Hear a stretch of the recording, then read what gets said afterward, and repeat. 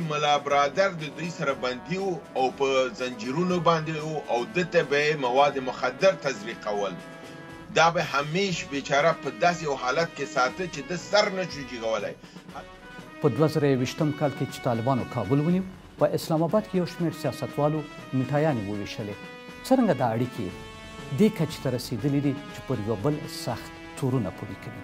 هغه کسان چې د آیسای سره نه وو د هغې نه فاصله درلوده، هغه ټول یا ګوانټانامو ته شول، یا ونیول شول، یا تقویه شول، یا په ازرارو چې په هغې کې زما خپل اوښ هم موجود و. په آخر کې پاکستان په حساب ووژه او په شهادت ورسېده. او د هغې کسانو نه یو متضرر نه زه خپله هم یم چې ما ته پاکستان زهر راکړل او زه مفلوج شولم. او نن دا د تاسو ګورئ زه یو کونج کې ناست یم، 20 کاله شو یا 22 کاله شو زما دا حال دی. دا د هماغې سیاست نتیجه ده چې چا به اختلاف کو د پاکستان د دغې سره، هغه به ضربه کېده، هغه به اوچتېده، هغه به وهل کېده.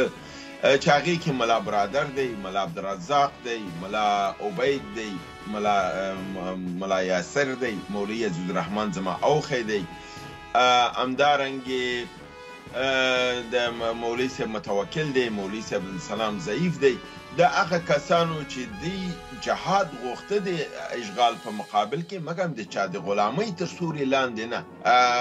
د پخوانی معین د وزارت خارجې حسن اخوند اوچت کړلی شو چې تر ننه زما ورسره تماس نشته، خو خلک وایي چې ژوندی دی، اما مړی ژوندی ورک شو ځکه هغه د کراچۍ نه اوچت که، زما اوښی د پېښور نه اوچت که او ماته یې زهر راکړه. مونږ دا درې تنه مونږ کار کوو په دغې باندې چې د امریکا او د اروپا سره د طالبان روابط څنګه بیرته استواره شي. او دا کال و 2004. د آیسای ډله بالکل واضح معلومه ده او د تعداد هم زیات نه دی په دغه کې، ټول په حدود د 8 تر 12 کسانه دي او دا نظام یرغمال کړی دی.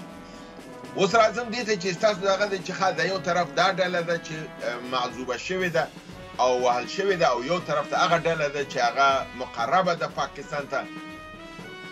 لوبه کوم ځای کې خرابه شوله.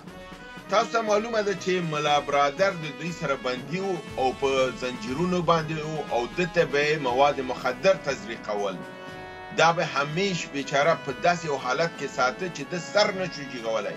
حتی دا خطا د آیسای نه داسې وخت کې وشوله چې کله صلاح الدین رباني په حیث وزیر خارجه لاړ او د کرزي هدایت دا و چې ته باید ملا برادر ضرور وګورې، ځکه چې د امریکایانو هدایت دا و چې ملا برادر باید د پاکستان د چنګالو نه راوځي.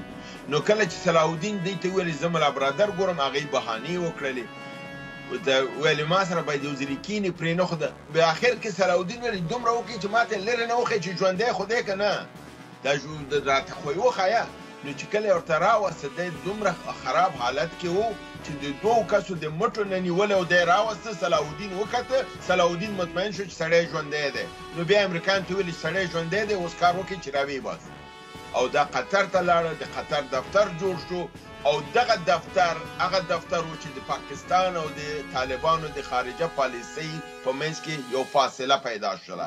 دوی مستقیما د ICIA سره ارتباط جوړ شو، د امریکا سره یې دې خبرې پخې شولې او د دې ارتباط اصلي موره انس حقاني وه.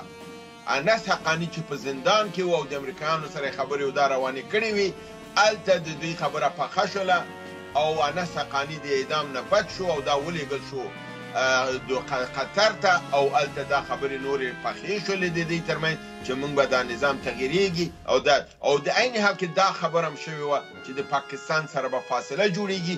او د دوحې د قرارداد د اساسي ټکو نه یو ټکی دا و چې امریکا به د نظامی شکل کې د افغانستان نه وځي، خو استخباراتي او دیپلوماتیک شکل کې به پاتې کیږي او طالبان به د پاکستان سره جنګیږي.